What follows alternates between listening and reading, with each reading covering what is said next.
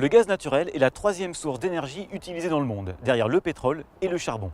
Il nous est utile pour cuisiner, se chauffer et même se déplacer.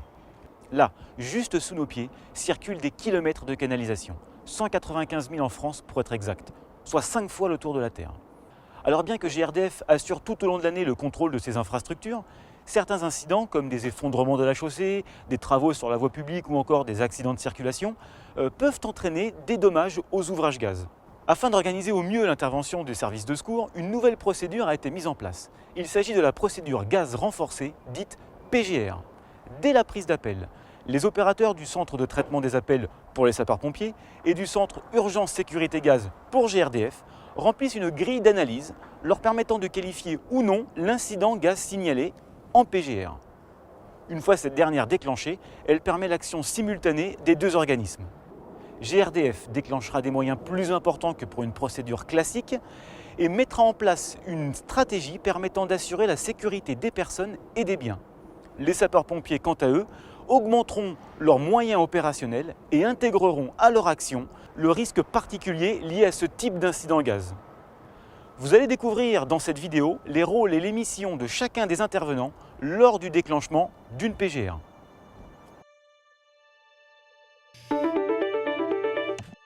Urgence pompier, j'écoute. Allô, oui, bonjour, je vous appelle parce que je suis sur un chantier à Gennevilliers. Oui, c'est à quelle adresse, s'il vous plaît, exactement? Alors, on est au 140 avenue Marcel Paul. D'accord, quelle ville? Gennevilliers. Ouais, Gennevilliers, oui, c'est ça. D'accord, qu'est-ce qui se passe? Alors, en fait, avec ma pelleteuse, j'ai malencontreusement touché une conduite de gaz. Et du coup, je m'en suis pas rendu compte tout de suite, mais après, j'ai vu que ça a pris feu. Voilà, il y a du feu partout et c'est. D'accord, la fuite de gaz, elle est enflammée là. D'accord, ça touche le bâtiment qui est devant? Oui, tout à fait, oui. Là, il y a un gros sifflement au niveau de la fuite ou pas là? Oui, quand même, oui. D'accord. Oui, oui. Est-ce qu'il y a une présence d'odeur particulière là autour de vous là? Là, j'ai juste l'odeur de gaz, mais après, j'ai pas d'autre odeur. D'accord, bon bah écoutez, mes collègues sont sur la route, vous évitez que les gens s'en approchent et on arrive. Ok les gars, on part pour une fuite de gaz enflammée. Oui, bonjour GRDF, les pompiers de la salle 18 à Paris. Bonjour les pompiers. On vous appelle pour vous rendre compte d'un départ pour feu avec une conduite de gaz enflammée. C'est sur quelle commune et à quelle adresse? À Gennevilliers, au 140 avenue Marcel Paul. Alors, quels sont les renseignements que vous avez? Donc présence des travaux sur voie publique avec un dégât apparent sur ouvrage, arrachage d'une conduite avec une pelleteuse, avec la fuite de gaz enflammée, avec les bruits anormaux, donc le cas PGR validé par nos services. Très bien, il s'agit d'un dommage sur nos ouvrages avec fuite de gaz enflammé qualifié PGR par vos services. Donc vous me confirmez bien que la PGR est bien validée? Je vous confirme la validation de la PGR. Nous, nos engins sont partis.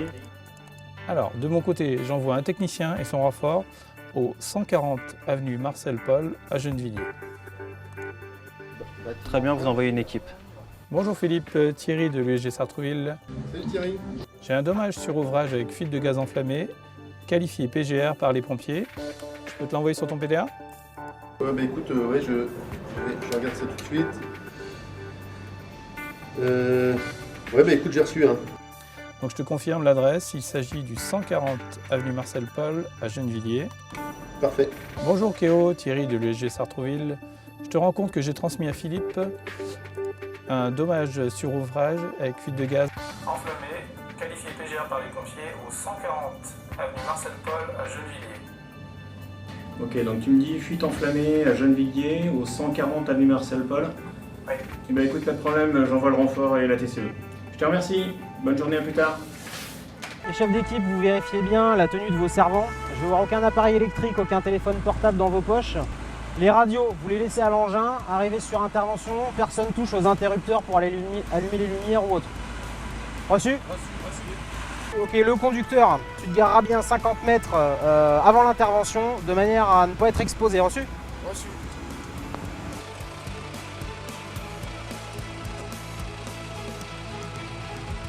Les équipes, on va partir en reconnaissance. Reçu? C'est parti. Le premier chef d'agrès effectue une reconnaissance afin de localiser l'origine de la fuite de gaz. S'il en a la possibilité, il doit procéder au barrage de la canalisation. À défaut, il met les immeubles ou habitations voisines en sécurité, en barrant les organes de coupure générale.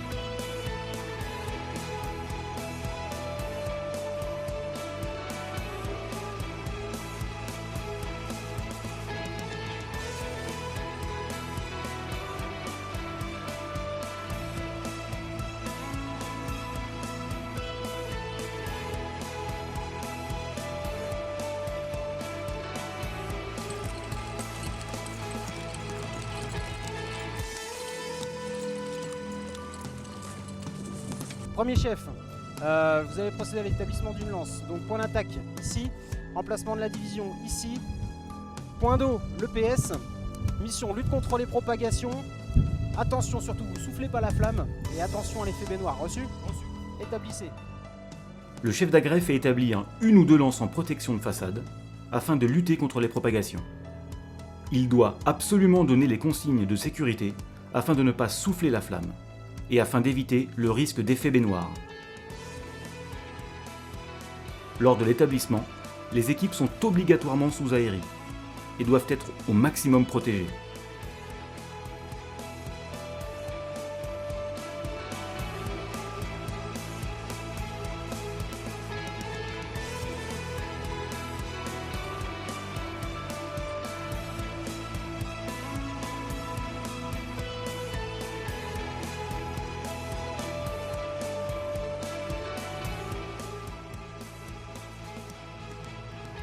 Donc là, on a une fuite de gaz enflammée en façade suite à des travaux de terrassement. Donc j'ai fait établir une lance en protection de façade. J'ai également fait barrer le gaz dans l'immeuble voisin. Par contre, le barrage de gaz pour la fuite en cause est introuvable. Est-ce que tu as un risque particulier? Là, moi, je crains une propagation à la façade. Très bien. Est-ce que tu as pu faire des reconnaissances?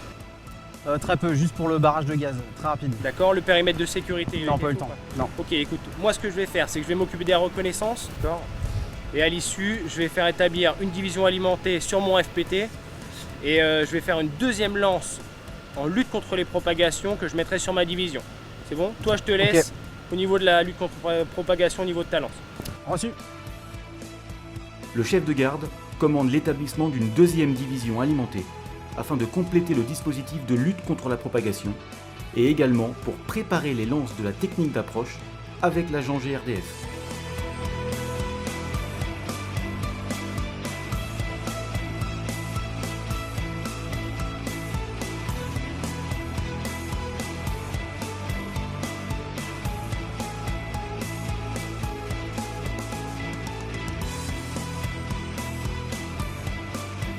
Dès l'arrivée de l'agent GRDF, celui-ci se met hors du périmètre de sécurité afin de s'équiper de ses équipements de protection individuelle.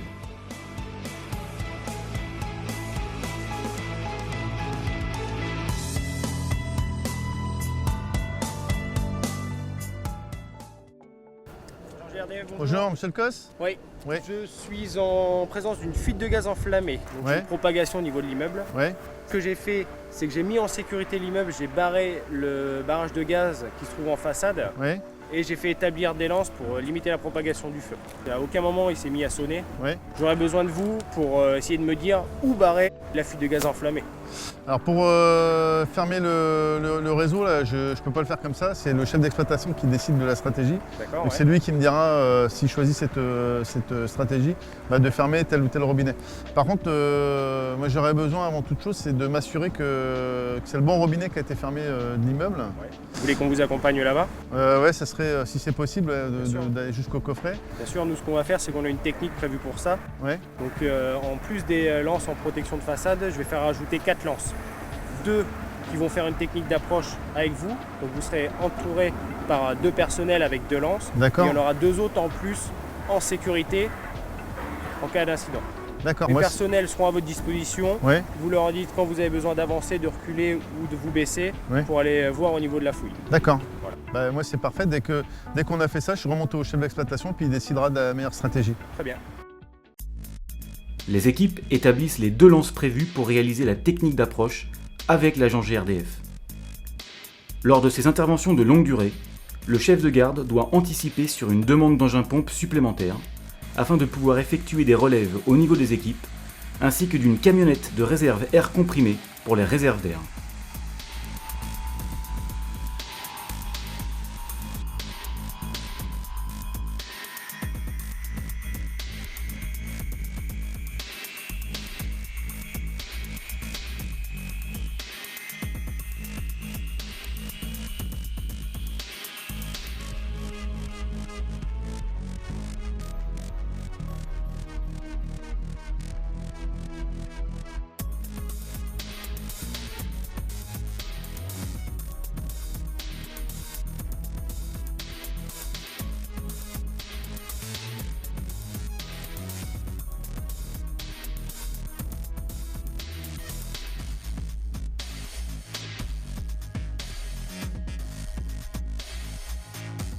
Le commandant des opérations de secours et l'intervenant sécurité gaz font un point de situation afin de coordonner une idée de manœuvre commune.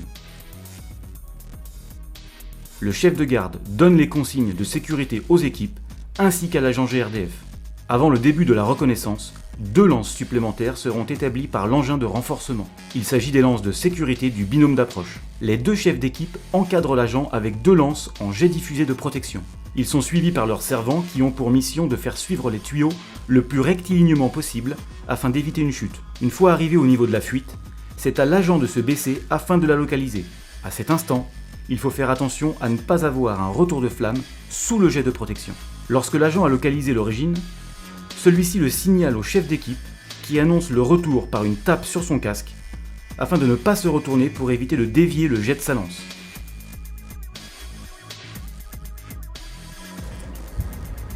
Je vous présente mon ATCE, là, c'est celui qui va reprendre la communication par rapport à l'incident. Bonjour. Donc moi je fais la TCE, donc l'appui terrain au chef d'exploitation. Je suis en charge un peu de la collaboration des équipes de GRDF et je serai votre interlocuteur privilégié. D'accord. Si j'ai besoin, je peux. C'est avec moi que vous passez uniquement, d'accord? Très bien. Voilà, merci. Ouais, salut, là, c'est la TCE. Je suis bien arrivé avenue Marcel Paul à Gennevilliers. Ouais, faudrait que tu me confirmes la nature et la pression de l'ouvrage impacté.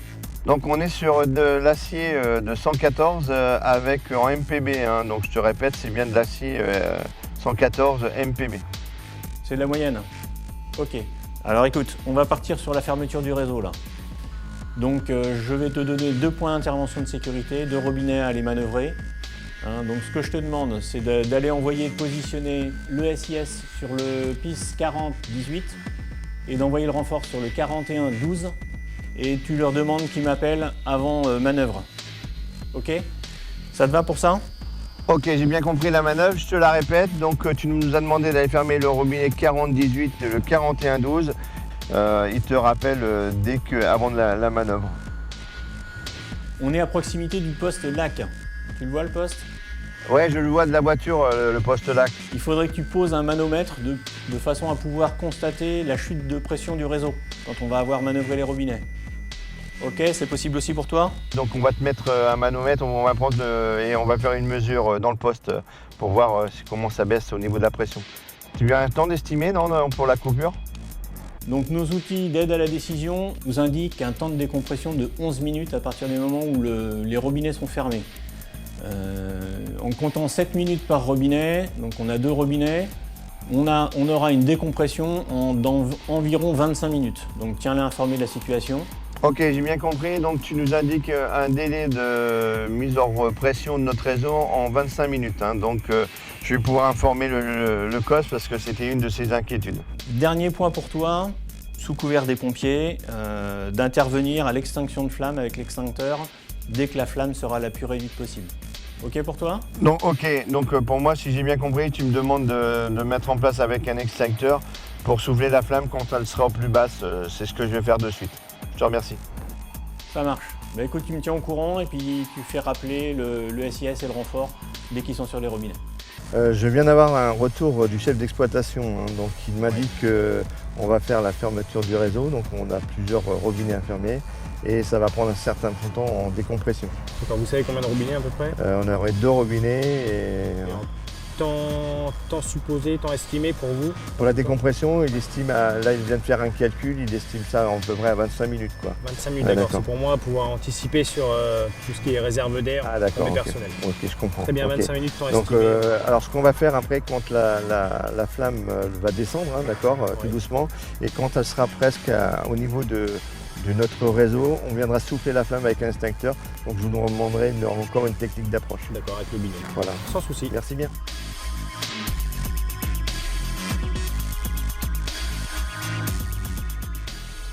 L'agent GRDF barre totalement la canalisation.